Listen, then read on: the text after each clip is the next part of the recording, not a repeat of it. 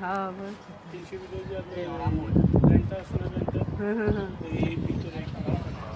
মানুষ তো মানুষ এটা কি সাকসেস করেছে?